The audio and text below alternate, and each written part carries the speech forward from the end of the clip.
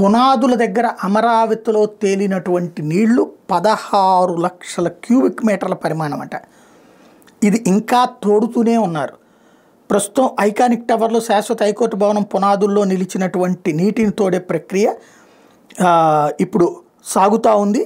ఇంకా 1.5 వారం పట్టేటటువంటి అవకాశం ఉందట. ప్రస్తుతం సిఆర్డీ అధికారులు అంచనా వేస్తుంది 3 వారాలు, ఇంకా 3 వారాలు పడుతుంది.